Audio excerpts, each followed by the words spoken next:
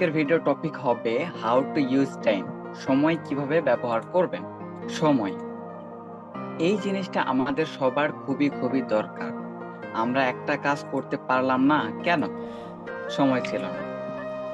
বা একটা পরীক্ষায় খারাপ করলাম কেন?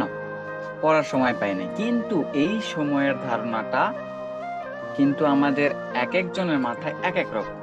কেউ যদি সকালে একটা কোনো কাজ করে, তাহলে দুপুরে সে অন্য কোনো কাজ করতে পারে না।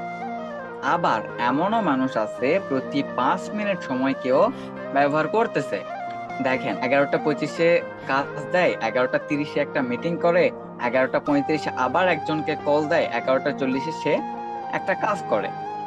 যে সময়কে যত বেশি মূল্যায়ন করে সে কিন্তু তত সময় কন্ট্রোল করতে পারে এবং ততটা সময় ইউজ করতে পারে। আমরা কিভাবে সময়কে কন্ট্রোল করতে পারি সেই টেকনিকটা আপনাদের জানাতে যাচ্ছি। সেই টেকনিকটা খুবই খুবই খুবই সিম্পল। প্রতিদিন ঘুমানোর আগে আমাদের একটা নোটবুক দরকার।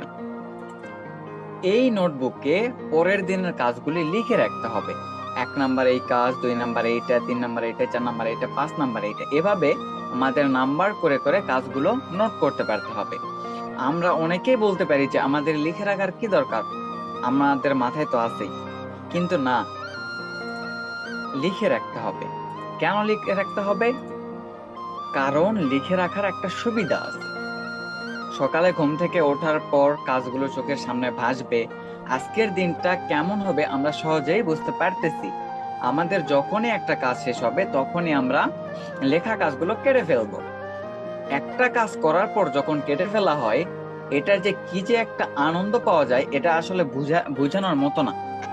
অনেক সময় কিছু কাজগুলো লিখতে ভুলে যাই, তখন কাজটা করার আগে লিখবো, লেখার পর আবার কেটে দিব।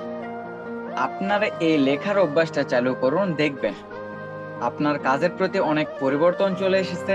আপনার সময় অনুযায়ী অনেক কাজ করতে পারতেছেন।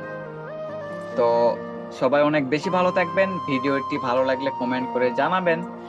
পরবর্তী ভিডিও কি টপিকের দেখতে চান অবশ্যই কমেন্ট করে জানাবেন। তো থ্যাংক ইউ।